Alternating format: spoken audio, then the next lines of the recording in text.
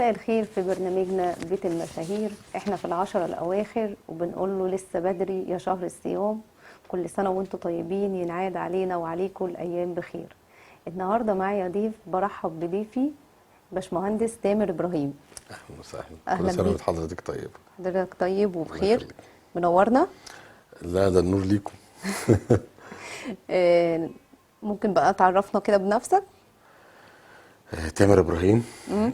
عندي شركه مقاولات صغيره للتشطيبات، اه. بس مش شركه يعني تشطيبات داخلي وخارجي. اه. بنعمل كل حاجه، وبنعمل كل حاجه الحمد لله بايدينا، يعني ما عندناش مش مقاول. بيبقى عندنا حته بنجيب صناعيه ونشغلهم وكده، لا عندنا لكل حاجه ورش الحمد لله. اه، يعني عندك ورش لكل لمعظم مجال، لمعظم معظم المجالات. لمعظم البنود. اه، ايوه. زي مثلا الألموتال، عندنا الموتيل نجارة. ده اصلا احنا اه. ابا عن جد اه. بتوع الموتيل. ودخلنا بعد كده الكلادنج والحداده، ومؤخرا دخلنا نجاره الحمد لله. وشغالين اهو اليومين دول بنأسس حاجه كده صغيره للدريسنج والمطابخ، اللي هي الشغل الجود وود والام دي اف والحاجات الجديده اللي هي البولي لاك والحاجات دي. اه، اشرح لنا بقى طبيعة شغلك بالظبط، يعني بتاخد شقق كاملة يعني مثلا، بتاخد مباني؟ لا مباني لا، اه. بناخد ساعات بنعمل مباني لتعديلات معماريه حسب التشطيب. اه. انما احنا مباني نفسها لا ما عندناش الكلام ده. احنا بناخد شقق على الطوبه الحمراء، اه، بنشطبها لحد الفرش للعميل يعني من أول للآخر من باخدها ايه على تو زد. المفتاح. اه اه. بتاخديها بالفرش، يعني بنفرش مع بعض كمان يعني. كمان. ايوه ايوه. ده بالنسبه للشغل بتاعنا. التصميمات احنا مش بنعمل تصميمات، اه، احنا حد بيعمل تصميمات واحنا بننفذه. بتنفذه. ايوه اه. ما عندناش مكتب هندسي، اه، عندنا شركه مقاولات. وبتعرف بقى تستغل مساحاتك، بتعرف توصل لدماغ العميل عايز ايه، بتعرف يعني ما هنا توصل للي هو عايزه وتنفذه له، ولا يعني لازم بتدي مثلا رأيك على حسب مثلا مساحاتك؟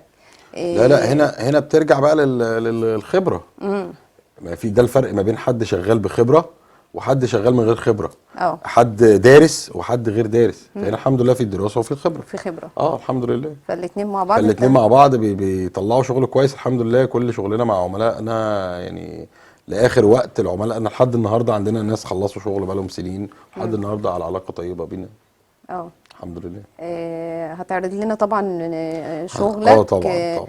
اه. نماذج صغيره، احنا مش متعودين نصور الشغل قوي او مش بنصوره بكواليتي عالي يعني. دايما واحنا شغالين صوره بالموبايل كده لما حاجه تعجبنا. وطبعا احنا مش حد دارس في التصوير وكده، فبنطلعش صور كويسه. بس الحمد لله عندنا شغل كويس يعني. والناس هنعرضه ان شاء الله. بتتعامل معاك ازاي؟ يعني انت عن طريق علاقاتك ليك صفحة؟ اه. ليا صفحه اسمها تام جروب. اه. TAM سبيس جروب. كله كابيتال. اه. وعن طريق بقى احنا اصلا يعني مش معتمدين على الشغل النت ده قوي، يعني شغالين يعني مؤخرا ابتدى يعني يسمع. لكن احنا معتمدين على ان حضرتك عميله عندنا، انبسطتي معانا، ارتحتي لشغلنا، شفت شغلك. لاسعارنا، اه. فبالتالي بتعرفينا على عميل تاني وهكذا بقى. هو ده الشغل اللي بعد الشغل يعني. بعد المكسب في مكسب تاني. بعد المكسب من حضرتك فلوس، بكسب تاني، بكسب عميل تاني منك. اه. عميل واحد بس. اه، يعني انت بتطلع من العميل بعميل تاني. ايوه ده ضروري قوي وده وده هدفنا. على يعني الناس مثلا بتنبسط من شغلك، ده بتعرفك لحسن المعامله وحسن بتشوف الشغل الصنعه. كويس. ايوه اه. وحسن الاتفاق، يعني بيبقى من الاول اتفاق كويس. بنريح العميل للاخر وقت الحمد لله. بالنسبة بقى لارتفاع الأسعار، انت ماشي مع الناس ازاي؟ والله هو ارتفاع يعني الاسعار ده انا ممكن غصب ابقى عني. جاية نفسي في حاجة بس لود عليا يعني. مش بنقدر نعمل حاجه يعني قوي في الفتره الاخيره دي بالذات. كنا الاول بنقدر نوظفها، بنقنعك تستغني عن حاجات اه، يعني اقصد ونشغل حاجات، بتستغنى عن حاجات وتعمل حاجات بحيث ان انت ترضي العميل ويبقى مبسوط او يعمل وياخد اللي حاجه هو في نفسه الاخر. فيه وياخد حاجه في الاخر في كويسه الاخر ان شاء الله. كويسة. دلوقتي الموضوع بقى صعب قوي، لان العميل بيجي عايز حاجات كتير، ليه طلبات كتير. الاسعار غاليه جدا جدا. المصنعيات يعني ايد العامله نفسها عليت. غليت. الخامات غليت جدا جدا جدا. اه. فبالتالي ما بنقدرش نوفي العميل كل اللي هو عايزه ببادجت قليل. اه، فلازم هو بيساعدنا شويه، بيعلي البادجت يعني بتاعه. اقصد بتوسط له الامور يعني بنوسط له عشان الامور، ما يقدر احنا يعمل. بنيجي لان في برضو عرسان وعرايس داخلين على جواز وبيبقوا برضو محتاجين ان هم دي حقيقه. يعملوا اللي نفسهم فيه، صح؟ دي حقيقه. احنا بيجي على نفسه شويه، بيعلي البادجت حاجه بسيطه، حاجه بسيطه، واحنا بننزل له حاجه بسيطه. انا ممكن يجي لي عميل محتاج مواصفه معينه كده المطبخ، بتشرح هي او بيشرح عايز مطبخ اتش بي ال او مطبخ اكليريك عموما، او بولي لاك. فممكن ساعتها لو البادجت بتاعه اقل شويه مع غلو الاسعار اللي احنا فيه، الحاجات دي عدت قوي، فنبتدي نوجهه لحاجه مثلا ايه، الموتيل داخل فيه سنه خشبي كده كلادنج مثلا. ده هيبقى سيستم كده اسمه سعودي.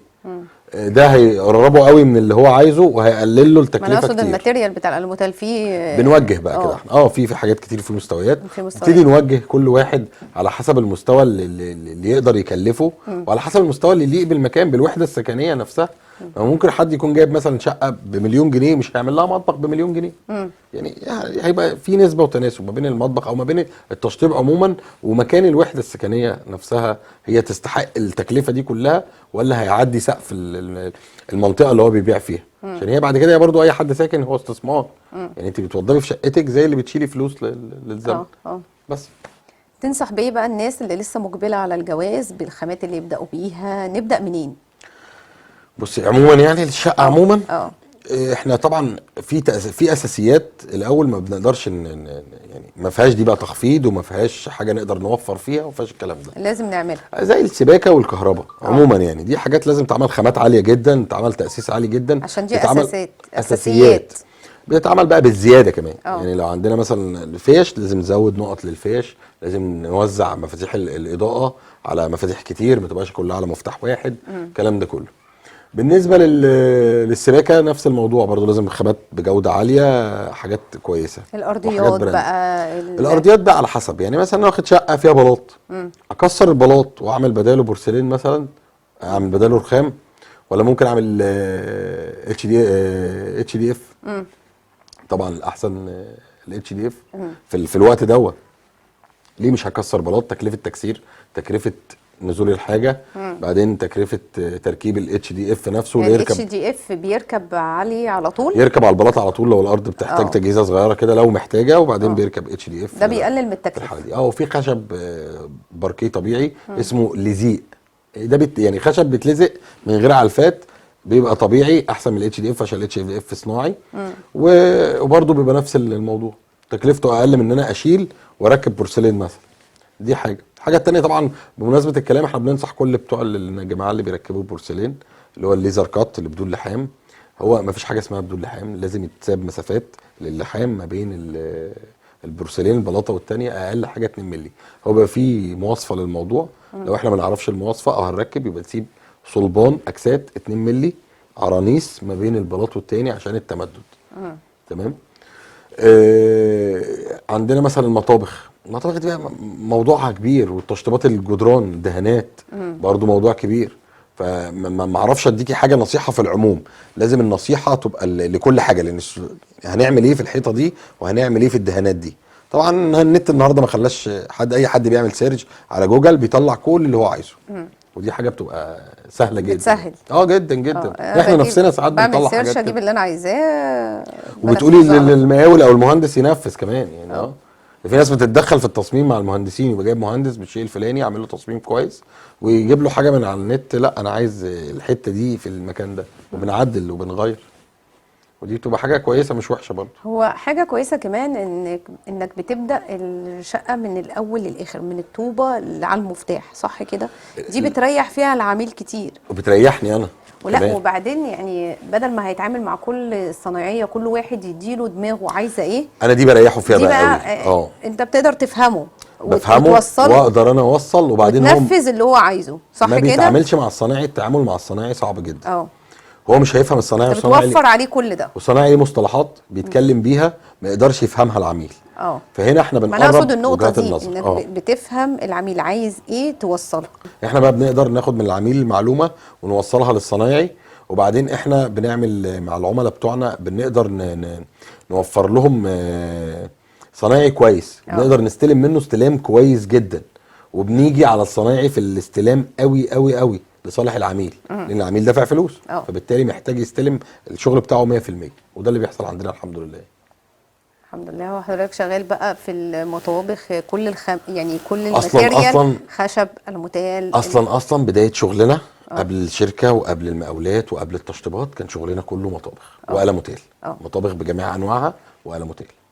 طبعا طبعا المطابخ الشبابيك والبيبان، كل انواع النوافذ. اه عندنا فولدنج، عندنا كل انواع قطاعات الالموتيل، يوناني، مصري، ايطالي، الماني، كل حاجه الحمد كل لله. الخامات الحمد لله. بتشتغل فيها الحمد لله. اللي هي الحاجات اللي هي ضد عوازل الصوت وعوازل الامطار، ولينا جدول كل حاجه. يعني لو مثلا بقفل شقه بلكونه قبلي غير بلكونه بحري بتفرق كتير، واوظف له قطاع ايه اللي ينفع هنا وازاز نوع ايه. كل ده بيفرق معانا كتير قوي في وضع والشيش اللي الشقه. هو بيبقى بره ده، الشاطر طبعا شغالين في تشتغل كل في انواع الحاجات دي. الشاطر. عندنا الشاطر ده مجاله النهارده بقى انواعه كتير جدا جدا. في عوازل للصوت، في عوازل المناخ، هو ده في بيبقى عازل فعلا للصوت في وحماية. الهارد فوم عازل، وفي حمايه، هو في امني، حماية في امني، في امان يعني سيفتي، في امني.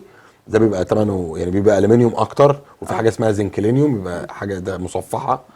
وفي بقى اللي هو الهارد فوم بيبقى الفوم بتاعه اعلى، ده للحمايه للمناخ بقى. ده بيعزل مناخ وبيعزل صوت. اصل في اماكن بتبقى الفتحات والمساحات دي فيها كبيره، بتبقى فيلل، دي الفلل والحاجات اللي فبتبقى هي مساحه الشباك او الباب كبيره، صح؟ بنعمله فبتبقى امان مثلا. بنعمل له في ناس امان. بتقفل الفيلل بتاعتها او شققها كتير، صح؟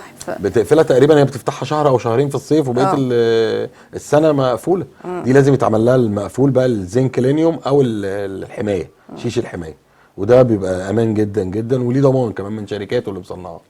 هو الحديث معاك جميل الله يخليك. ومفيد يعني، واحنا استفدنا كتير بصراحه. انا اللي سعيد والله بوجودي معاكم النهارده كتير قوي. هو صفحه حضرتك اسمها ايه بقى تاني؟ صفحتي اسمها تام جروب، TAM، ما بينهم سبيس، ما بين الحروف سبيس، جروب، كلها كابيتال.